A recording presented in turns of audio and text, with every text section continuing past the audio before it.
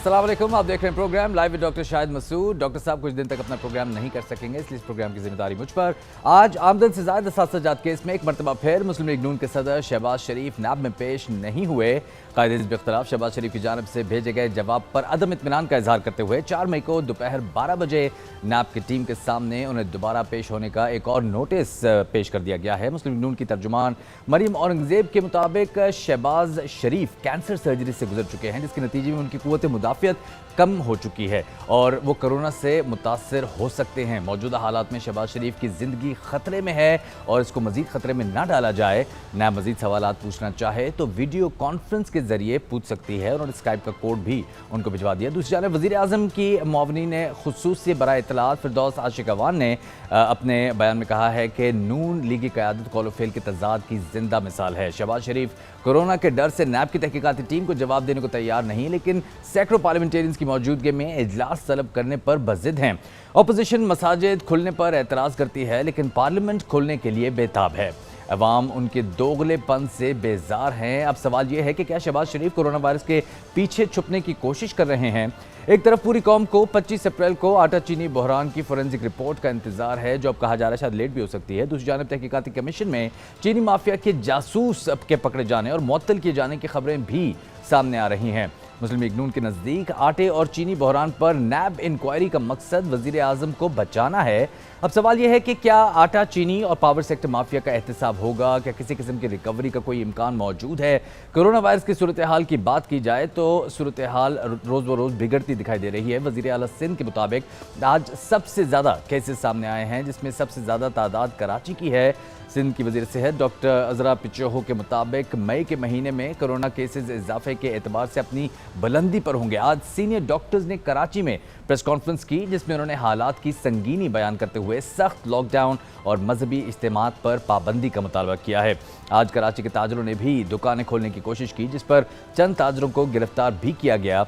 अब ऐसी सूरत हाल में क्या लॉकडाउन में नरमी की ज़रूरत है या सख्ती की ज़रूरत है।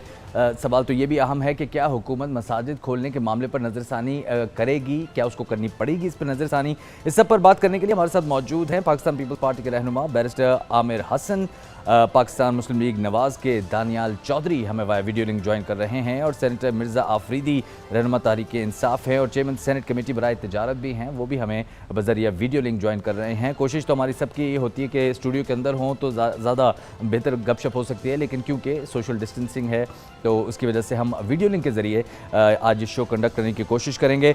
बैरिस्टर आमिर हसन साहब, पहले तो आपके पास भी आऊँगा। आप क्योंकि इस वक्त जो दो पार्टीज़ इन्वॉल्व हैं सारी चीज़ में, उसमें आप एक न्यूट्रल पार्टी हैं, लेकिन IPPs के मामले में सबसे ज़्यादा इल्ज़ाम जो है वो पाकिस्तान पीपल्स पार्टी पे आता है। आपके दौर में IPPs का ये पूरा प्रोसेस शुरू हुआ था, जो अब हम देख रहे हैं कि बहुत ज़्यादा हमारे कौमी ख़जाने को नुकसान पहुंचा चुके हैं। अगर सिर्फ मैं आपको फैक्ट्स एंड फिगर्स बताऊं तो खरबों से नीचे बात ही नहीं है कहीं पे भी, जो लुट चुकी है पाकिस्तानी अवाम और पाकिस्तान का ख़जाना। क्या कहेंगे आप इस पर?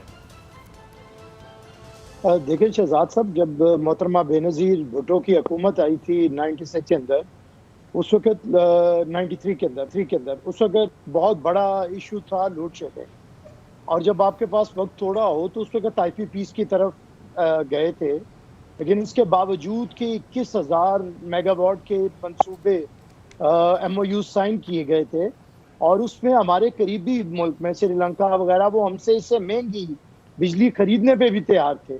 तो मैं समझता हूँ कि वक्त की बात होती है, उसके बाद हमें बहुत सी दूसरे मंसूबों की तरफ जाना था, कोल की तरफ जाना था, विंड की तरफ जाना था, और पीपल्स पार्टी ये करती रही है। ये नहीं कि एक मंसूबा एक वक्त में था और फौरी तौर पे उसकी ज़रूरत थी। अगर आपने उसके बाद की किसी भी हुकूमत ने इसकी तरफ नहीं देखा तो ये मुजरिमाना गफलत उनकी है। पाकिस्तान पीपल्स पार्टी की तो जब दोबारा हुकूमत आई थी तो हम फिर कोल की तरफ गए, हमने फिर उसके बाद विंड की तरफ गए, हम तो कोशिश करते रहे हैं।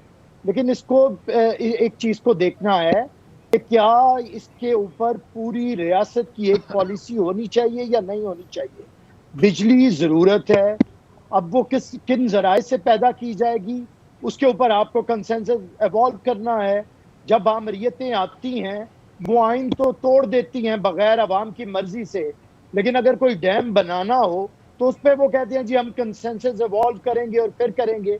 क्या ज़रूरत नहीं थी कि 11 साल का दौर जनरल ज़िया का था, 10 साल का दौर जनरल मुशर्रफ का था, और ये मादर पिदर आज़ाद हुकूमतें थी, ये जाती बिजली के मंसूबों की तरफ, उधर तो ये किसी को जवाब दे नहीं थे, लेकिन उसमें ये नहीं आते हैं। बैरिस्टर तो साहब, मैं आपने समझता हूं मुजरिमाना कि गफलत तनकीद का की लफ्ज़ बजाय यूज़ किया है, मुझे बहुत अच्छा लगा ये लफ्ज़ आपने यूज़ किया। मैं इस पर वापस ज़रूर आऊँगा। मैंने सिर्फ इस टॉपिक से शुरू इसलिए किया ताकि आप थोड़ा सा वार्म अप हो जाएं, क्योंकि वापस इसी टॉपिक पे आना है, मेन स्टोरी ये है। लेकिन सबसे पहले मैं दानियाल चौधरी साहब आपकी जानब आना चाहूँगा। शहबाज शरीफ साहब क्यों नहीं पेश होना चाहते नैब में? वो अगर लंदन से पाकिस्तान आ सकते हैं कोरोना के खिलाफ लड़ने के लिए, अपने कौम का साथ देने के लिए, तो वो अपने घर से चंद किलोमीटर दूर नैब के दफ्तर क्यों नहीं जा सकते?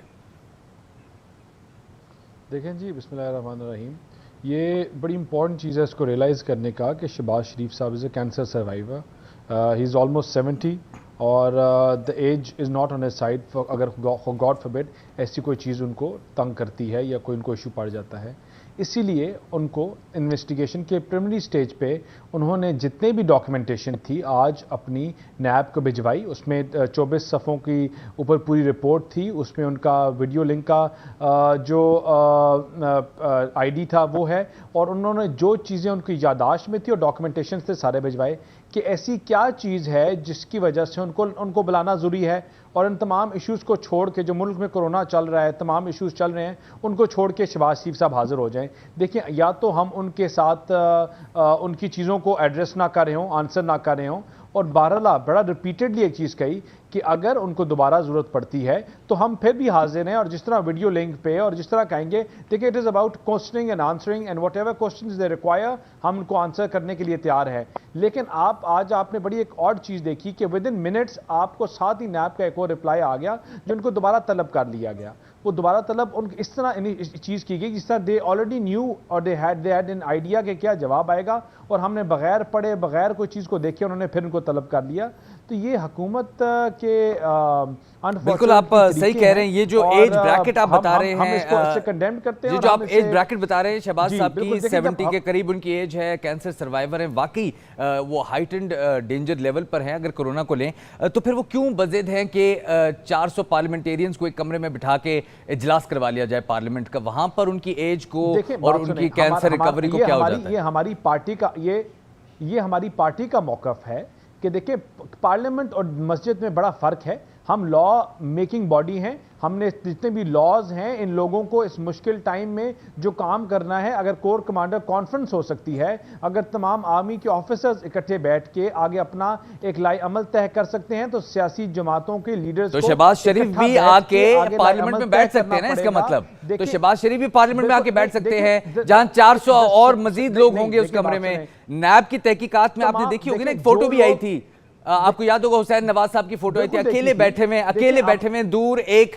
बेंच के ऊपर, और वो जवाबात दे रहे हैं। सामने 3-4 बंदे अगर बैठे हैं 6 फुट के फासले पे या 12 फुट के फासले पे, उन्होंने मास्क पहने हुए हैं, तो 4 सवालों को जवाब देने में क्या जा रहा था? हमारा ये कुछ भी नहीं जा रहा था, लेकिन जरूरत क्या पड़ रही है कि जब आपको एक ऑल्टरनेटिव वे चीज आप उनको मुहैया कर रहे हैं, आप उनको डॉक्यूमेंटेशन दे रहे हैं, और आप कंपेयर कर रहे हैं पार्लियामेंट सेशन। तो पार्लियामेंट का भी तो वर्चुअल इजलास के ऑप्शन दे रहे हैं आपको। पार्लियामेंट का भी वर्चुअल इजलास के ऑप्शन दे रहे हैं आपको। पार्लियामेंट का देखिए, पार्लियामेंट का वर्चुअल इजलास भी होना चाहिए और सबको बुला के भी होना चाहिए, क्योंकि डिसीजन मेकिंग बॉडी है जो लोगों पे, गरीबों के ऊपर गुजर रही है। आज तक देखिए, अभी आज से 5 साल तो वो वर्चुअली क्यों नहीं मिल सकती?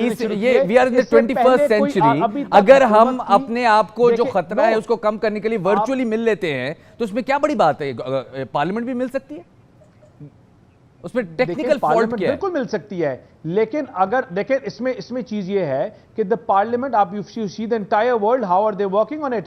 ब्रिटानिया में जब इनिशियल स्टेजेस में हुआ, उन्होंने पार्लियामेंट ने सेशंस कॉल किए और उन्होंने अपने फायर फाइटिंग मेजर्स को स्ट्रांग किया, स्ट्रेंथन किया। इसी तरह जो लोग आ सकते हैं और जो लोग वहां होना चाहते हैं, और उनकी, अगर आप नैब इनको शायद खकान अब्बासी को हमारे, तो आप कह रहे हैं कि अगर कौमी असेंबली का प्रॉपर इजलास बुलाया जाता है तो शहबाज शरीफ साहब अटेंड नहीं करेंगे?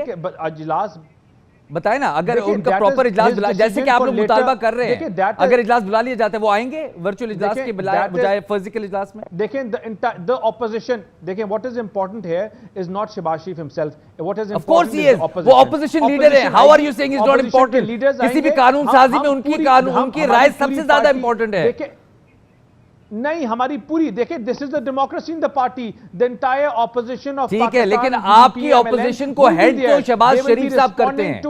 और Yes, yes, you're right, you're right. Opposition की आवाज शहबाज शरीफ है, लेकिन शहबाज तो शरीफ उस आवाज पूरी को क्या नहीं पाकिस्तान होना चाहिए मुस्लिम लीग की पार्लियामेंट में? ऑपोजिशन नहीं क्या है। उस आवाज को जो पार्लियामेंट में उस- नहीं होना चाहिए? वो आवाज शायद हकान अब्बासी उठाएंगे, वो साद रफीक उठाएंगे, वो ख्वाजा आसिफ उठाएंगे, चले। वो तमाम लोग जिनकी health is much better, they will all be advocates of Shahbaz Sharif, they will all be advocates of the entire ठीक है, कंट्री, द एंटायर ठीक है. आफरीदी साहब मैं आपकी जानिब आना चाहूंगा. आफरीदी साहब मैं आपकी जानिब आना चाहूंगा. आपको लगता है कि शहबाज शरीफ साहब की गिरफ्तारी के कोई इम्कानात हैं?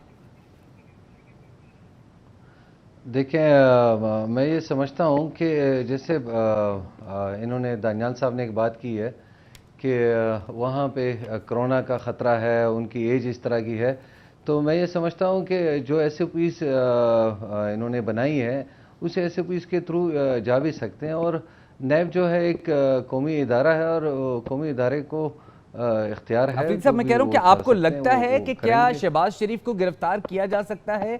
क्या अगर वो दोबारा नहीं पेश होते तो नैब को उनको गिरफ्तार कर लेना चाहिए या नहीं? आप क्या कहेंगे?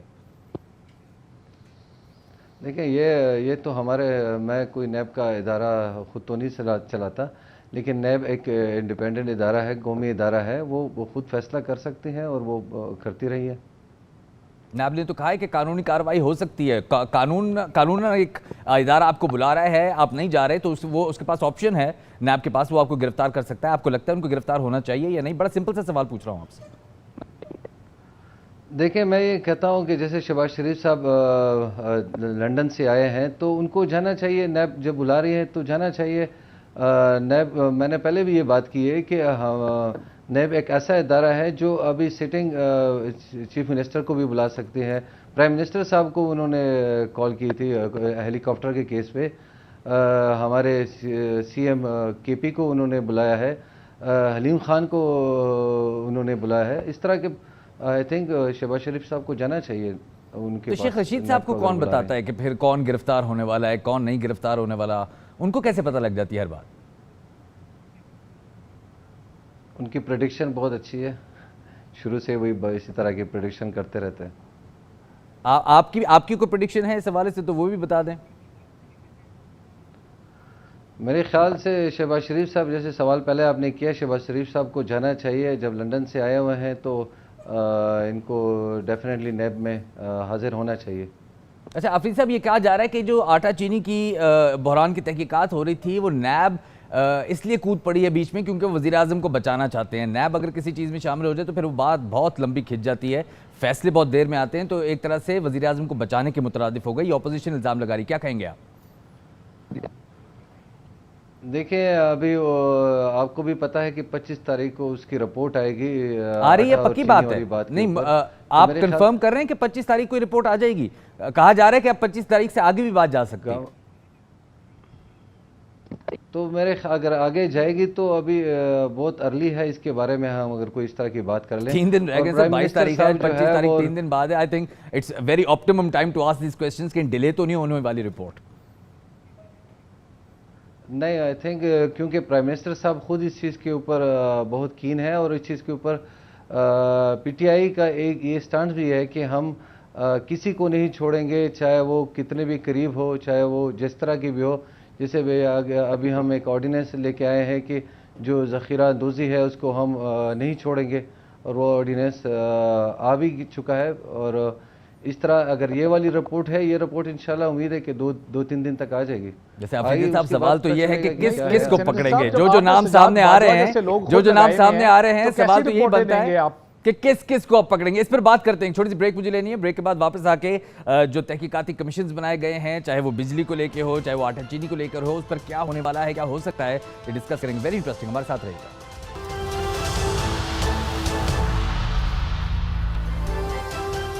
Welcome back. 25 तारीख को रिपोर्ट आनी है आटा और चीनी बहरान की, और साथ साथ तहकीकात और रिपोर्ट पब्लिक करने का भी कह दिया गया है। जो पावर सेक्टर में घपले हुए हैं, जो आईपीपीज ने, इंडिपेंडेंट प्रोड्यूसर्स ने बहुत सारी इलीगली प्रॉफिट्स कमाए हैं और उसके बाद हुकूमत को धमकाते भी रहते हैं इंटरनेशनल कोर्ट ऑफ जस्टिस में जाने के लिए। तो सबसे पहले बताइएगा अफरीदी साहब, क्या वाकई अब ये रिपोर्ट मंजर आम पर आ जाएंगी? क्योंकि कहा जा रहा है कि बहुत स्ट्रॉन्ग लॉबीज़ हैं जो इन रिपोर्ट्स को रुकवाना चाह रही हैं, जिनमें बहुत सारे आप ही के लोग शामिल हैं पीटीआई के। देखें, आप आईपीपीस की बात कर रहे हैं ना? जी सर, साथ में आटा और चीनी की भी बात कर रहा हूँ मैं, उसकी भी रिपोर्ट आने वाली है। देखें, वो आटा और चीनी वाली बात तो मैंने पहले भी शहजाद साहब को बताई है कि ये कुछ दिनों के बाद रिपोर्ट तो आ जाएगी। हमें बेसिकली जानना क्या है, हमें तो ये जानना है कि क्या जो ये आटा और चीनी की चोरी की बात हो रही है, क्या हमारे प्राइम मिनिस्टर साहब ने इसके ऊपर एक्शन लिया है कि नहीं लिया। कि हमें तो सबसे पहले ये देखना है। अगर उसके ऊपर एक्शन लिया है और आ रहा है, चाहे वो रिपोर्ट 25 को आए, देखें चाहे वो रिपोर्ट 25 को आए, 30 को आए, लेकिन अफरीदी साहब, हम तो एक्सपेक्ट कर रहे थे 25 को रिपोर्ट आएगी और उसमें नाम आ जाएंगे कि ये लोग जिम्मेदार हैं और उनको सजाएं हो जाएंगी, उनके खिलाफ मुकदमा दर्ज हो जाएंगे और उनको जेल में भेज दिया जाएगा। लेकिन अब कहा जा रहा है कि नहीं, अब नैब भी तहकीकात करेगी, आप भी एक तहकीकात करेंगे। इस चीज को बड़े कंफ्यूजिंग बनाया जा रहा है। तो क्यों आप ये दो पैरेलल तहकीकात क्यों हो रही हैं? और किसकी रिपोर्ट मानी जाएगी? नैब की मानी जाएगी, वजीर आजम की मानी जाएगी?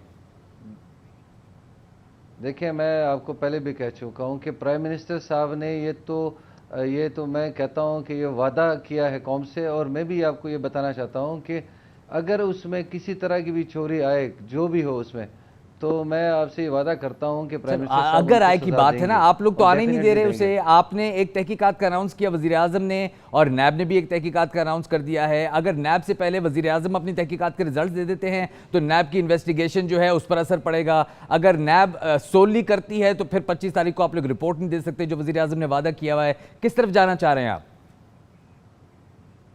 देखिए, मैं पहले भी आपको बता चुका हूँ कि नैब क्या है। नैब तो एक कौमी इदारा है, चाहे वो कोई भी इदारा इसकी इन्वेस्टिगेशन करे, उसको तो हम मना नहीं करते, ना हमने उनको कहा है कि आप ना हैं या आप करें इसके ऊपर।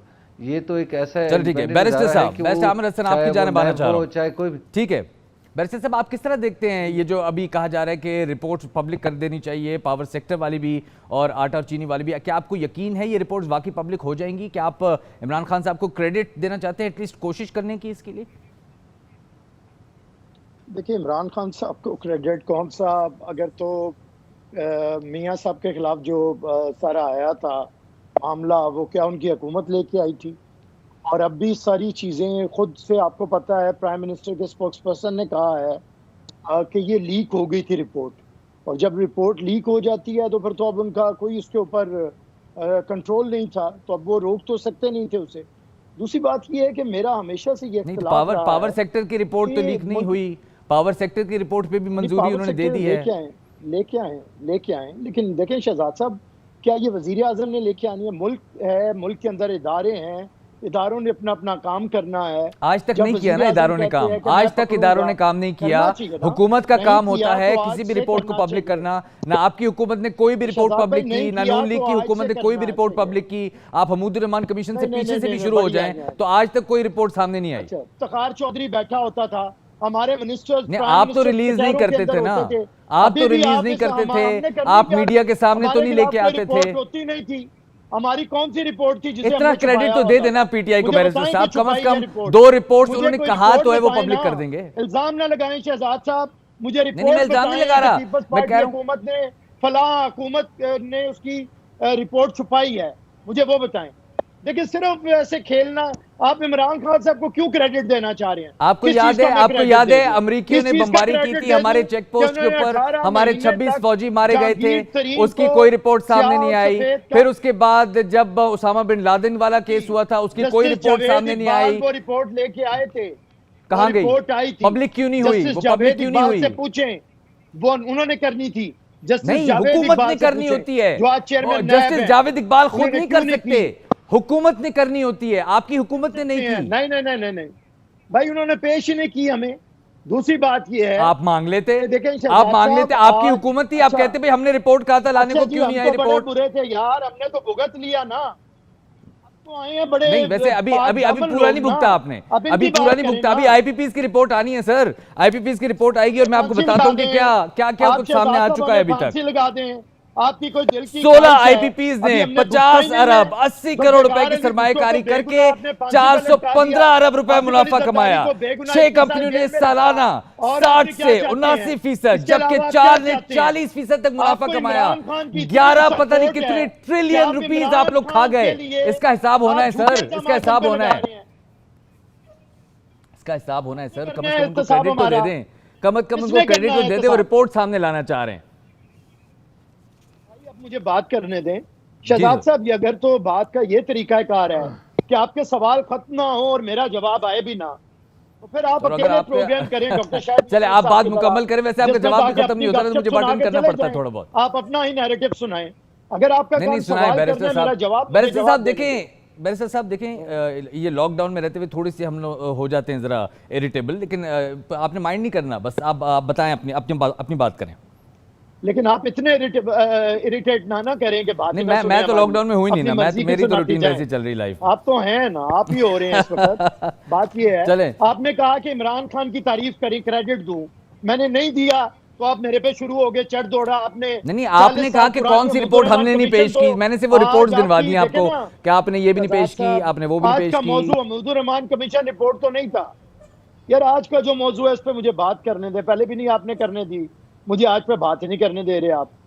नहीं करें ना सर, करें सर, पहली रिपोर्ट बात आने ये वाली है है, मैं उसी के कि बारे में अगर बात करना चाह रहा इमरान हूं ना। खान साहब ये रिपोर्ट्स तो अभी आएंगी जहांगीर तरीन के बारे में या खुसरो बख्तियार के बारे में जो आ रही हैं, उन्हें किसने बनाया? जहांगीर तरीन डिस्क्वालीफाई थे, उन्हें 18 महीने तक स्याह सफेद का मालिक किसने बनाया? डिफेक्टो प्राइम मिनिस्टर किसने बनाया? आटे और चीनी के अंदर किसने लगाए? अगर आप कहते हैं कि फिर भी हम इमरान खान को क्रेडिट दें इस बात का कि उन्होंने जहांगीर तरीन को पाकिस्तान के अवाम को लूटने के लिए ऊपर बिठा दिया, खुसरो बख्तियार ने पहले फूड सिक्योरिटी के अंदर लूटा, अब उन्हें इकोनॉमिक अफेयर्स की मिनिस्ट्री दे दी, इसके करें। अलीम खान करप्ट साबित हुए, फिर उनसे चेक लिया, उन्हें मिनिस्ट्री दी। इस चीज पे मैं इमरान खान को तारीफ करूं? देखिए बस करें, मैं समझता हूं मुल्क के अंदर इदारे हैं, एहतसाबी इदारे एहतसाब करें, अदालतें सजाएं दें। आपका काम तज्जिया करना है, हमारा काम सियासत करना है। हर इदारा अपना अपना काम करे। इमरान खान का काम एहतसाब करना नहीं है। ठीक है। इमरान खान का काम इस वक्त मुल्क के अंदर जो ग्लोबल पेंडेमिक है उसके खिलाफ इत्तफाक़े राय पैदा बिल्कुल करना है। वो उस पे आ रहा हूं दानियल साहब, वैसे साहब मैं उस पे आ रहा हूं, कॉर्बेट पे भी आएंगे, हम कोरोना पे भी बात करेंगे। सिंध हुकूमत ने बहुत अच्छे इकदाम किए हैं, वो करें। बिल्कुल बिल्कुल आप सही कह रहे हैं, के हल की तरफ निकले। बिल्कुल दानियल साहब, काम है सजा देना, अदालतों का काम है, दोनों को उनके काम करने थे। दानियल साहब मैं आपको शामिल करना चाह रहा हूं, नैब आटे और चीनी बहरान की तहकीकात करे तो मुस्लिम लीग नून को वो क्यों नहीं कबूल है, बस ये बता दें। आप लोगों ने इस पे भी एतराज कर दिया कि नैब क्यों तहकीकात कर रहा है। पहले मैं कॉम्प्लीमेंट करूं, मैं आपके शो को कॉम्प्लीमेंट कर दूं कि मैं पूरे हफ्ते में ये पहला शो है जिसमें इतनी बाउंसर्स और इतनी यॉर्कर्स आई हैं कि सारों को आपने, but I think it should be like that, we are at task and you should ask us questions जहां से लोगों को चीजें क्लियर हों, and I think it's a very well hosted program. देखिए हम पहले एक से खाली एक बात कर दें, यहाँ हम स्कैंडल्स की बात कर रहे थे, आटा और चीनी की। शहजाद साहब यहाँ इससे पहले एक मालम जबा स्कैंडल भी था, इससे पहले एक फार्मास्यूटिकल की जो कीमतों की जो प्राइसेस इंक्रीज के ऊपर था वो स्कैंडल भी आपके सामने आया। फिर जस्टिस वजुद्दीन की एक रिपोर्ट भी आई, एक बीआरटी का भी स्कैंडल और उसकी भी रिपोर्ट आई। आपने इन तमाम चीजों में क्या देखा शहजाद साहब? आपने देखा कि गवर्नमेंट, ये आपकी हुकूमत, हमारे प्राइम मिनिस्टर साहब लोगों की आंखों में धूल झोंकने के अलावा कुछ नहीं करते। लोग रिप्लेस करते हैं, जो बंदे तब रिप्लेस किए थे उनको अब प्लेस कर दिया है, और जिनको कुछ सूबों से रिप्लेस किया था उनको आपने यहां कॉम्प्लीमेंट कर दिया है। आप क्या जस्टिस की बात करते हैं? जिन लोगों को आपने, जिन रिपोर्ट जिनको कसूरवार कह रही थी, आपने उनको सीनियर मिनिस्ट्रीज दे दी, आपने उनको फाइनेंस और मिनिस्ट्रियों से हटा के और मिनिस्ट्रियों पे लगा दिया। सुप्रीम कोर्ट ने जिस बंदे को कहा था कि उसने पहले ही मॉरली भी और अदर करप्शन की बातें की थी, उसको आपने एक इदारे का हेड लगा दिया और फिर आपने कहा ताकि वो उस चीज़ की इन्वेस्टिगेशन करे। देखें, आपके इन तमाम चीज़ों में एक रिपोर्ट जब आई थी, उस रिपोर्ट में क्या चीज़ रिपीटेडली थी? ये तमाम अप्रूवल्स किसने दी? वो एक नाम था, वो पीटीआई। किस फेडरल में किसकी हुकूमत थी? पीटीआई। वो पंजाब में होल्ड दैट थॉट दानियल साहब, चीफ मिनिस्टर, मैं आपको थोड़ा सा इंटरप्ट करना पड़ेगा। एक छोटी सी ब्रेक मुझे लेनी है, ब्रेक के बाद वापस आके आप ही के पास आ रहा हूं। दानियल साहब ब्रेक लेने थे मुझे, ब्रेक लेने के बाद वापस आपके पास से आ रहा हूं। थैंक यू वेरी मच, हमारे साथ रहिएगा।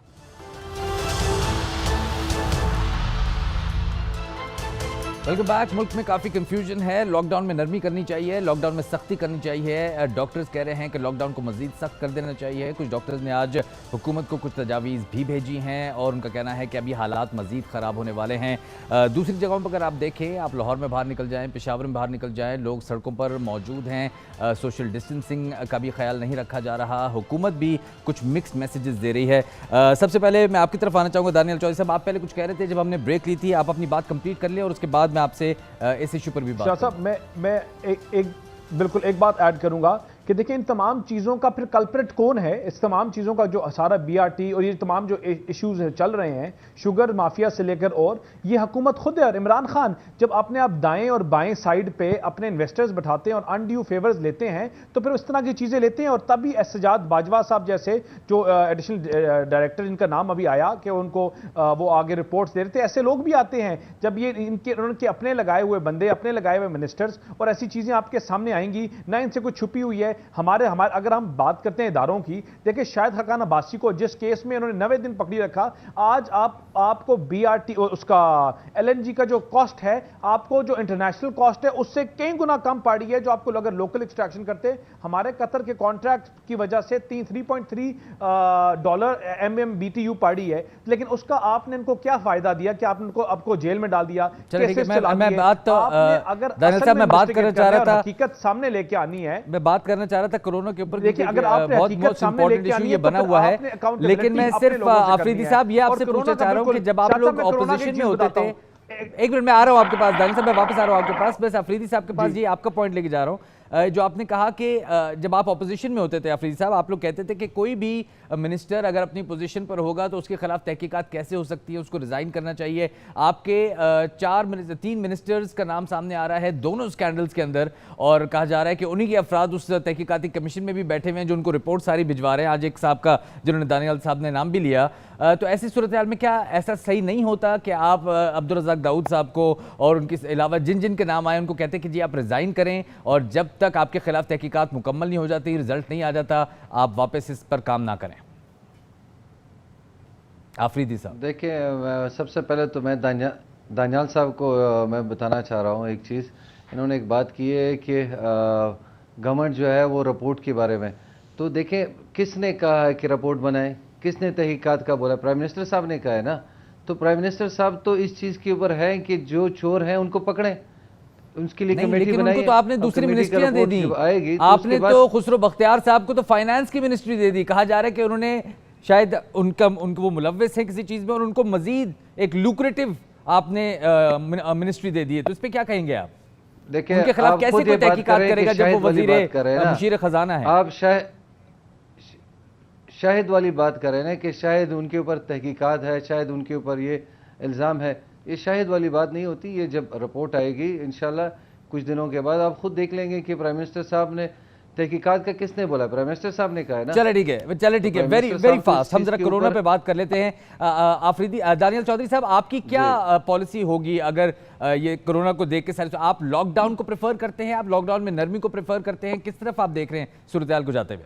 Very quickly, we have 3 minutes. देखिए पहले मैं एक चीज बताऊं कि हुकूमत की इनकॉम्पिटेंस, पहले बोलते हैं कि लॉकडाउन होना चाहिए, फिर कहते हैं नहीं होना चाहिए, फिर कहते हैं सख्त होना चाहिए, फिर इनका एक मिनिस्टर आके सिंध की स्ट्रैटेजी को आके खराब करता है। अभी तक 2 महीने गुजरने लगे हैं। आप अपने एंकर से, आप तमाम पाकिस्तान के लोगों से पूछे किस किस को आज तक पैसे मिले। इनके अगर ऊपर रहता तो आज लोग भूख और उससे मर जाते, क्योंकि कोई राशन कोई कुछ नहीं पहुंचा। ये आप और मेरे जैसे लोगों ने जो अल्लाह ताला से माफी मांगते हैं, अपनी रब की राह में लोग दे रहे हैं और लोग इनके रिज्क पूरा कर रहे हैं। हुकूमत की आज भी स्ट्रैटेजी नहीं है, और वो स्ट्रैटेजी नहीं है, ये मैं नहीं और आप नहीं कह रहे, ये सुप्रीम कोर्ट ऑफ पाकिस्तान कह रहा है, जो उनको कोविड-19 के ऊपर जो उन्होंने पूरा अपना तरीका और जो अमल है उसको कहा कि बहुत फ्लॉड है। अभी तक उन्होंने मैसिव टेस्टिंग की तरफ नहीं गए। जब तक आप मैसिव टेस्टिंग की तरफ नहीं जाएंगे तो आप लॉकडाउन के अलावा आपके पास क्या ऑप्शन है? कारोबार बंद हो रहे हैं। मैं बताऊं, ये हमारे ऊपर आजमाइश है और इंशाल्लाह हम इस पे पूरा उतर जाएंगे, लेकिन जो इसके इकोनॉमिक कॉन्सिक्वेंसेज होंगे, जो इकोनॉमिक हमारे पे रिपरकशंस होंगे, वो इस हुकूमत को खा जाएगी और ये हुकूमत कभी नहीं चल सकती। और अगर बैरिस्टर साहब आपकी जा रहा चाहूंगा, आमिर हसन साहब, बचाना है तो तमाम पार्टीज को, ऑपोजिशन को साथ लेके चलेंगे। That is the only way we can go forward. चलिए ठीक है। आमिर हसन साहब, आप किस तरह समझते हैं, क्या मजीद सख्ती होनी चाहिए लॉकडाउन में? आप लोगों ने 182 इंडस्ट्रीज को काम करने की इजाज़त भी दे दी है, कराची में बहुत सारी फैक्ट्रीज को खुलने की इजाज़त भी दे दी है, जिसके बाद केसेस में बहुत ज़्यादा स्पाइक भी देखने में आ रहा है। आपको लगता है वापस लॉकडाउन की तरफ जाना पड़ेगा, मसाजिद में इज्तिमात को कम करना पड़ेगा? देखिए, पाकिस्तान पीपल्स पार्टी और सिंध हुकूमत की पॉलिसीज अगर ना होती तो पूरे पाकिस्तान को पता नहीं था कि इस कोरोना के खिलाफ हमें किस तरह काम करना है। प्राइम मिनिस्टर कंफ्यूज रहे, उनकी कैबिनेट में कंफ्यूज रहे, और ये जो आपकी मिनिस्ट्री है हेल्थ की, उसके बारे में तो बता दिया सुप्रीम कोर्ट ने, एडवाइज़र के बारे में भी और मिनिस्टर के बारे में भी। मैं समझता हूँ अगर मुराद अली शाह एक चीफ एग्जीक्यूटिव है पूरे पाकिस्तान में, अगर वो ना हो तो मुझे बताएं कि हुकूमत को क्या काम करना है, कैसे करना है, क्या पॉलिसीज होनी है, किसी को कुछ पता ना चले। हम वही बात कर रहे हैं जो सिंध हुकूमत करती है। हम इस हुकूमत से गुजारिश करते हैं, हमने लॉकडाउन के बारे में कही, हम अपने टाइम के ऊपर अगर बॉर्डर्स को ठीक तरीके से सील करते, सही क्वारंटीन होता, सही तरीके से आगे बढ़ते। हमारे पास सिर्फ 1 मिनट रह गया बैरिस्टर साहब, आप मजीद लॉकडाउन को प्रेफर कर रहे हैं? आप मजीद लॉकडाउन को प्रेफर कर रहे हैं या नरमी में? कि पहले इसमें शहजाद साहब एक बात तो इनसे पूछे ना कि प्राइम मिनिस्टर साहब ने कितने पैसे दिए इसके लिए, कोरोना के लिए? हमने कहा था कि तमाम मजहबी रहनुमाओं के साथ मुशावरत करें, हमने किया, और कराची के अंदर, सिंध के अंदर तमाम उलमा के साथ, अगर काबातुल्लाह के अंदर नमाज नहीं हो रही, मस्जिद नबवी बंद करनी पड़ी, तो ये तो सारी मसाजिद जो हैं ये शबीहे हैं। बहुत अच्छा पॉइंट है, बहुत अच्छा पॉइंट है बैरिस्टर साहब। से आगे अफरीदी साहब, यही पॉइंट आपकी तरफ लेके आना चाह रहा हूँ। लास्ट मिनट है बैरिस्टर साहब, मुझे इजाजत दीजिए। आफरीदी साहब से मैं ये पॉइंट ले रहा हूँ, जब काबा में नमाज नहीं हो रही, जब मस्जिद नबी में नमाज नहीं हो रही, तो यहाँ पे आप क्यों बज़िद हैं कि मस्जिद खोली जाए, इज्तिमात हो वहां पर? देखें, मस्जिद जो है, मस्जिद में एक जो SOPs के लिए हमने बता दिया है कि 6 फुट के फासले के ऊपर वो इतनी ही मिकदार में लोग नमाज पढ़ सकते हैं कि वो अपनी डिस्टेंस उस तरह रख दे, नंबर 1। नंबर 2 ये कि कोरोना वाली बात आपने की, कोरोना के लिए देखें प्राइम मिनिस्टर साहब ने 144 अरब रुपए दे दिए हैं। आफरीदी साहब बहुत माजरत के साथ, I am out of time. Senator Mirza Afridi साहब, दानियाल चौधरी साहब, बैरिस्टर आमिर हसन साहब, आप सब ने वक्त निकाला और इस अहम इशू पर आके अपनी राय दी। आप सबका बहुत बहुत शुक्रिया। इंशाल्लाह आपसे कल मुलाकात होगी। शहजाद हसन को इजाजत दीजिए, अल्लाह हाफ़िज़।